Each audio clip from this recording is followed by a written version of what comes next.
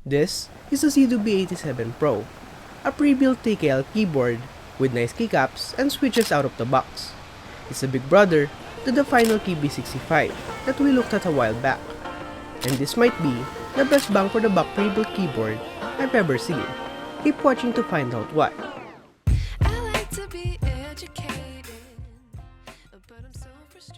Full disclaimer, Mechkeys sent this over to me for an honest review. Mechkeys is an online store that sells tons of keyboards as well as parts and accessories, and I'd like to thank them for lending me this unit. But as always, this will not affect my opinions on the keyboard, and I do have opinions, since like I said in the previous video, I am picky when it comes to TKLs. Opening the box up, we are greeted with the board itself, wrapped in a translucent plastic to protect it. On top, we have the accessories, including the Type-C cable, keycap and switch puller, as well as an extra keycap. Moving on briefly, let's hear it stock with the included gray linear switches, as well as the thick PBT, retro-looking keycaps.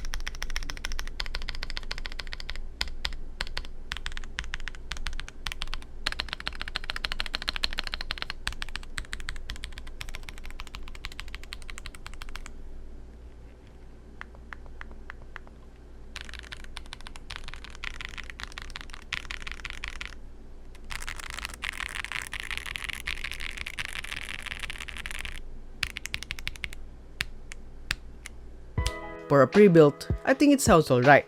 Granted, the stabs are not up to par with the likes of the Maker Hi65, but it passes.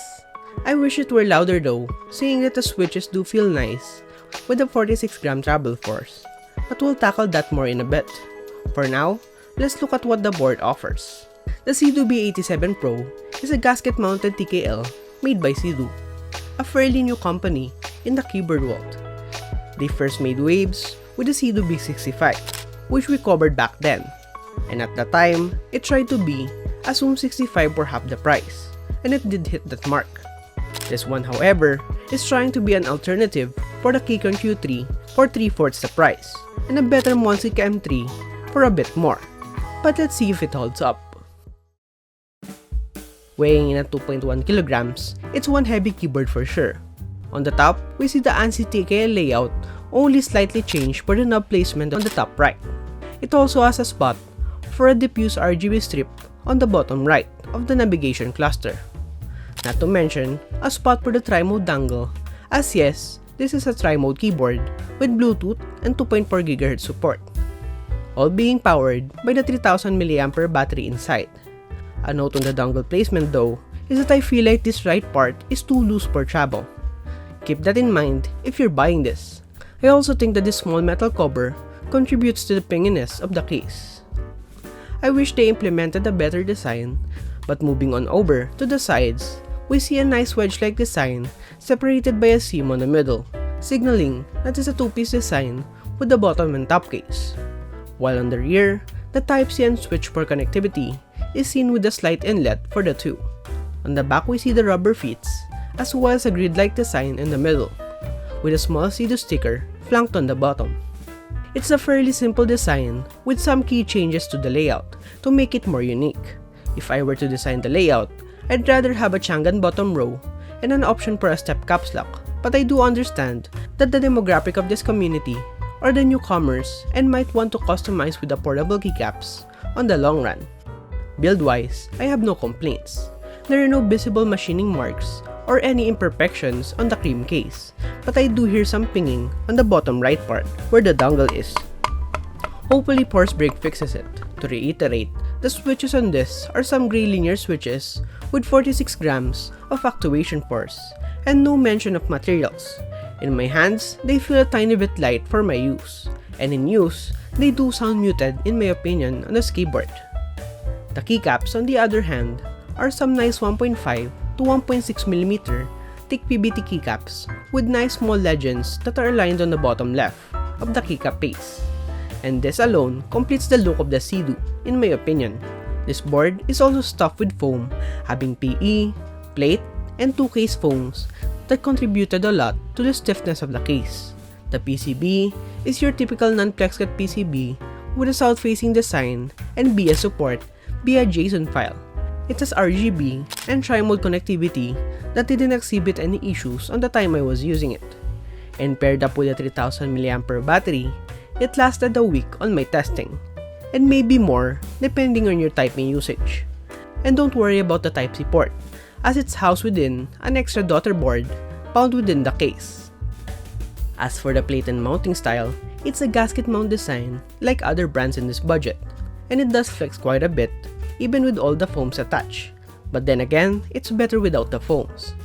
The plate is polycarbonate with flex cuts on the alphas, which explains why it's being muted, but nevertheless, the implementation of the gasket mount on this is good enough, as it gets the job done of isolating the plate and PCB from the case. And up of the specs, as you heard from the stock sound test earlier, it does need some aid to get the best sound out of it. I first disassembled the board with the intention of adding tape to the back of the PCB to aid out the sound and removing the bottom foam to get more flex out of the keyboard. I also then relubed the stabs as they were rattly out of the box, but I still kept the switches and keycaps the same. I also added the force brake mod to the case to lessen the ping, and upon modding, final result shows some significant difference to the sound. It's still quite muted, but with the tape, it added more reverb back. The spacebar is a bit rattly still, even with the many times I tuned it. But hey, that's nothing a new set can fix. Hear it for yourself.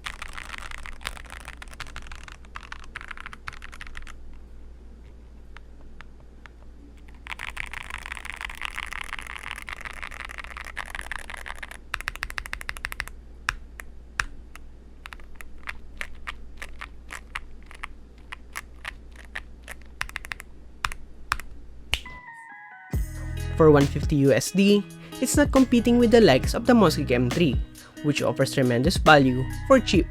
But do keep in mind that that board is wired only and sold as a bare bones unit.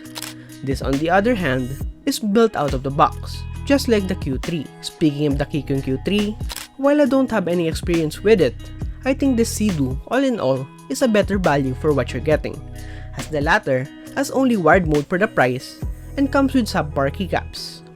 As for my conclusions, I think for the price, I'd love to see a better job on the stabs and maybe even a hard case rather than its box, but that's just me. I think it's still a nice deal, all things considered. My only suggestion is for you to have more colors just like its rivals, layout options like Chang'an or step caps lock, and a better out-of-the-box experience.